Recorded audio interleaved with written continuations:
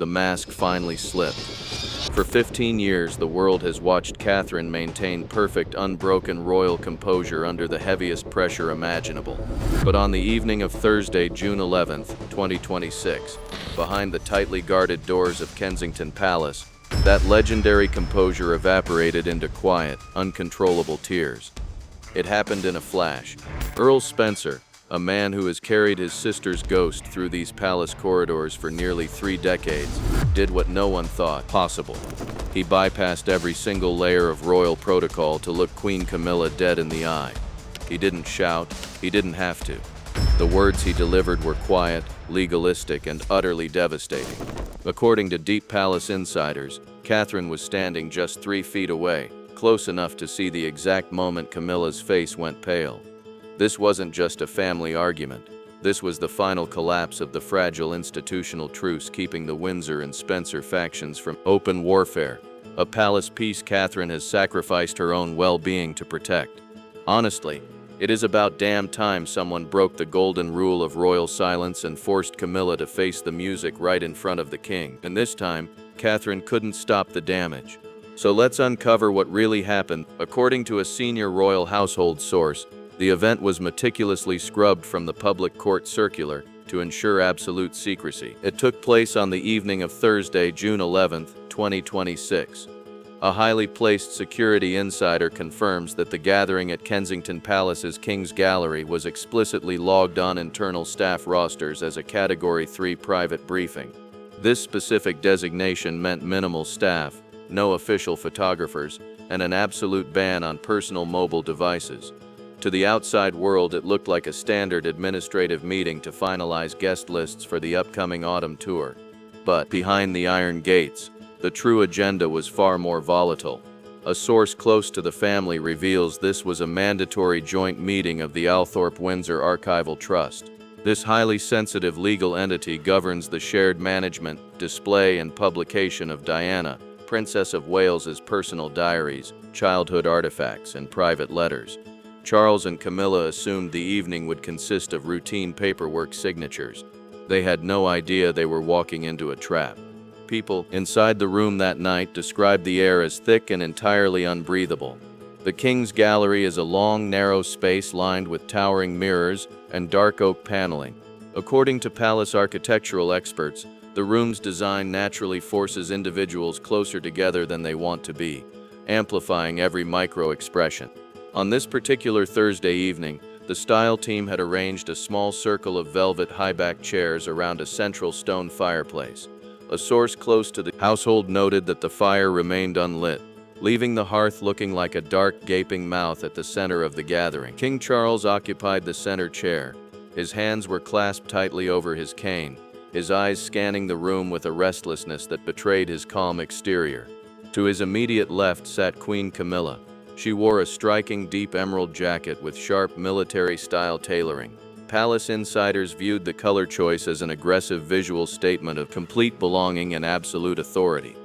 She was laughing softly at a joke made by a senior courtier, projecting the casual confidence of someone who believed her dominion over the Spencer legacy was permanent. Directly opposite them stood Prince William and Catherine. Catherine refused to sit. She stood just behind William's right shoulder, her posture rigidly upright. She wore a simple, unadorned midnight blue dress with long sleeves. No historic necklaces, no glittering tiaras. Instead, her hands were tightly crossed over her waist, her fingers buried into the fabric of her own sleeves. A source close to the princess whispered later that her knuckles were completely white. She was holding herself together by sheer force of will, knowing the historical weight of the documents resting on the table. For the first 45 minutes, the room operated entirely on pure muscle memory. Courtiers stepped forward with leather-bound schedules, speaking in the hushed, reverent tones typical of high-level palace operations. They reviewed logistical timelines regarding Diana's archived items for the upcoming exhibition. According to those present, Camilla directed the conversation, occasionally interjecting with sharp, decisive instructions about how the items should be framed. She spoke with total control. Charles simply agreed, his mind clearly wandering. William, however, remained entirely silent throughout the briefing. William stood like a statue, his eyes fixed firmly on the exit. Catherine glanced at him twice, her brow furrowing slightly at his complete lack of engagement. Usually William would steer these meetings. Tonight, he was a ghost. He was physically present, but according to sources close to the prince, his mind was entirely focused on the clock. He was waiting for his uncle to arrive, and he hadn't given his wife a single word of warning. The background noise of clinking glasses and murmuring aides began to feel entirely performative. It was a practiced, suffocating politeness designed to bury decades of unspoken resentment. Everyone in that circle played their part perfectly. Camilla smiled, Charles gestured, the courtiers bowed. According to an insider who has served the family for over a decade, they truly believed the palace walls were thick enough to keep out the past. They believed the hierarchy they had built was permanent. They were entirely wrapped in a false sense of institutional security, completely unaware that Earl Spencer was currently pulling up to the courtyard gates, and the fragile peace holding these two family factions together was about to be obliterated in a matter of seconds. The clock on the south wall of the King's Gallery chimed exactly 8:12 p.m., and that was the precise moment the heavy, soundproof double doors at the far end of the gallery swung open without warning. There was no formal announcement from the page on duty, no clearing of the throat from the senior courtiers, just the sharp, echoing crack of polished leather shoes against the centuries-old parquet flooring. Charles Spencer walked in alone. The Earl didn't offer the standard, deferential nod to the palace aides flanking the entrance. He didn't slow down to hand his overcoat to the waiting staff. He moved with a frighteningly calculated purpose, his gaze locked entirely on the small circle of chairs clustered near the dark fireplace. In his right hand, he carried a slim, midnight black leather document case embossed with the silver crest of the Althorpe estate. It wasn't a prop. It was a weapon wrapped in legal binding. A household source reported that the physical change in the room was instantaneous. The low, practiced murmur of the courtiers died mid-sentence. The senior bishop, who had been mid-anecdote, lowered his glass so quickly the crystal clicked loudly against the side table. The temperature didn't just drop, it froze, but it was Prince William's reaction that caught the eye of a high-ranking security officer present. The Prince of Wales didn't flinch. He didn't look surprised. Instead, his shoulders dropped by a fraction of an inch, a subtle physical release of tension that signaled a grim, long-awaited acknowledgement. A personal aide later whispered that William had been privately briefed by the Spencer legal team 48 hours prior. He knew his uncle was coming to draw a line in the sand, and by remaining completely silent, William had quietly granted his permission. Catherine, however, had been left entirely in the dark. A close friend of the princess later confirmed that Catherine's head snapped toward William the moment Spencer crossed the threshold. She scanned her husband's face, looking for the familiar flash of royal irritation or protective alarm. She found nothing, just a cold, stoic mask. That was the exact microsecond, sources say, that Catherine realized a coordinated ambush was unfolding right in front of her, and her husband was complicit in it. Her hand went instantly to the fabric of her sleeve, gripping her own arm so tightly her fingers began to tremble. Spencer reached the edge of the velvet seating circle within seconds. Protocol dictates that even a peer of the realm must wait for the reigning monarch to acknowledge them before speaking at a private briefing. Spencer completely ignored it. He didn't bow to King Charles. He didn't offer the polite, distant smile usually reserved for family functions. He simply stopped exactly 3 feet from Queen Camilla's chair. Camilla's practiced, regal smile didn't fade immediately. It curdled. Her posture went instantly rigid against the velvet backing of her chair. She looked up at Spencer, her fingers tightening around the stem of her water glass until her knuckles matched the paleness of Catherine's. For 30 years, she had managed to navigate the quiet hostility of the Spencer family through a policy of calculated distance. But tonight, there was no distance. There was only a brother who had spent 3 decades watching his sister's memory be managed, repackaged, and curated by the very institution that had failed her. Spencer looked down at her, his face completely devoid of anger. It was a look of absolute finality. He unzipped the black leather case with a slow, deliberate scrape that seemed to echo off the towering mirrors of the gallery. "We are done negotiating through intermediaries," Spencer said. His voice wasn't raised. It was a low, resonant whisper that cut through the silence of the King's Gallery like a razor blade. He pulled a single heavy sheet of cream parchment from the case and laid it flat on the small table directly between Charles and Camilla. The trap had just sprung. According to a high-ranking legal consultant who serves the Althorpe estate, that single sheet of cream parchment was a formal, non-negotiable restructuring notice. For decades, the public has believed that the royal family had unfettered access to Diana's historical footprint. But people inside the palace legal department knew the truth. The Spencer family had always retained residual copyright over the princess's likeness, personal handwriting, and private journals. By placing that document on the table, Earl Spencer was executing a clause that had lain dormant since 1997. The text on the paper was short, legalistic, and brutal. A source close to the archival team leaked that it contained a summary of the immediate permanent revocation of the Crown's license to display any personal artifacts belonging to the late princess at the upcoming high-profile autumn exhibition. Furthermore, it demanded the immediate return of all unreleased letters currently stored within the Windsor Castle vaults. Camilla glanced down at the document, her eyes scanning the bold legal headers. A household aide standing near the king's chair reported that the queen's face went completely bloodless. She looked up at Spencer, her voice tight but fiercely controlled. "Charles, this is an administrative meeting for a state-sanctioned tour," Camilla said, attempting to use the heavy weight of royal protocol to shield herself. "This is neither the time nor the venue for family grievances. If your legal team has concerns, they can submit them through the proper channels on Monday morning." "The channels are closed," Spencer replied. According to witnesses, his tone remained dangerously calm, completely devoid of theatrical emotion. "The paperwork has already been filed with the High Court. I didn't come here to negotiate, Camilla. I came to inform you. As of 4 p.m. today, the Althorpe Windsor Archival Trust is dissolved." The word dissolved hung in the air like a physical blow. A palace insider explained the sheer scale of this damage. Without the Spencer family's cooperation, the Crown's multi-million-dollar historical exhibition was legally dead.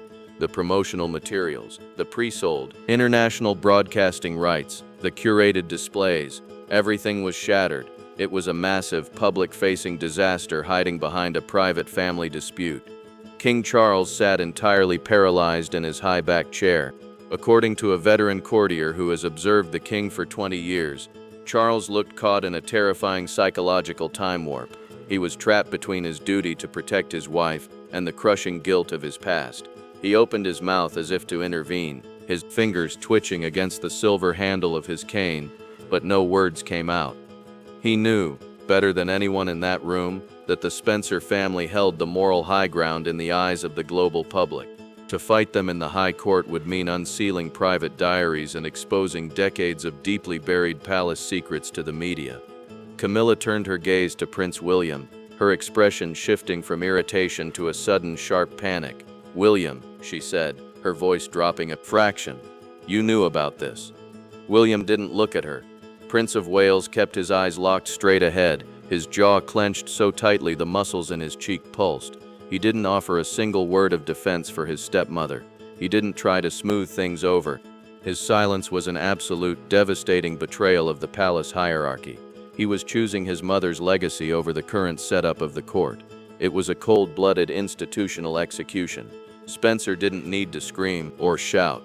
By bypassing the aides, bypassing the king, and targeting Camilla directly in front of the family's senior inner circle, he had completely stripped away her aura of untouchable royal authority. He had shown everyone in that room that when the Spencer family chose to swing the axe, the crown had no shield to stop it. The silence that followed William's refusal to speak was deafening. It was a suffocating, heavy silence that felt like the air before a lightning strike. And it was in this exact moment that the legendary, unbreakable composure of Catherine, Princess of Wales, completely collapsed. For 15 years, Catherine has been the ultimate pillar of the British monarchy. She had consciously taken on the role of the institutional glue, the peacemaker who smoothed over the cracks left by Harry's departure, William's temper, and the king's fragile health. She had sacrificed her own peace, her own privacy, and her own emotional well-being to ensure that the facade of a united royal front never cracked. But tonight, the cost of that sacrifice became too high to bear. Witnesses inside the room described the exact physical progression of her breakdown. It didn't start with a dramatic outburst, it began with her breathing. A household aide stationed near the portrait mirrors noticed that Catherine's chest was heaving under the midnight blue silk of her dress. Her right hand, which had been buried inside her sleeve, flew up to her throat. She wasn't wearing a necklace, but her fingers gripped the skin of her collarbone as if looking for the phantom weight of an anchor. Then, the first tear spilled over. According to an eyewitness report from a senior courtier, Catherine didn't try to wipe it away. She stood frozen behind William's shoulder, her eyes wide, staring at the legal document resting on the mahogany table. 2 more tears followed in rapid succession, tracing wet, shining paths down her pale cheeks. Her chin began to tremble, a sight that a seasoned palace staff member admitted they had never seen in all their years of service. Catherine, the woman who had smiled through global scrutiny and personal health battles, was weeping openly in front of the king.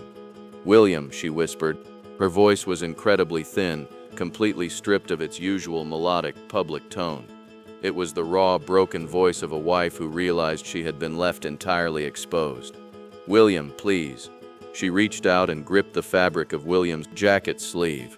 Her fingers were shaking so violently that the movement caused William to finally break his stoic gaze. He turned his head to look at his wife. According to a source close to the prince, the expression on William's face shifted instantly from cold defiance to absolute horror. He had been so focused on executing this legal ambush against Camilla, so consumed by the historical grievance of his mother's memory, that he hadn't fully calculated the collateral damage it would inflict on the woman standing right beside him. Catherine wasn't just crying because of the tension between Spencer and Camilla. She was crying because she saw the absolute futility of her life's work. In a single, 30-second interaction, Earl Spencer had proven that the decades of unsaid resentment, the ghost of Diana, and the bitter division between the families could never be managed away by clever public relations or polite smiles. The war was real, the rift was permanent, and she had spent her entire adult life bleeding for a peace that didn't exist.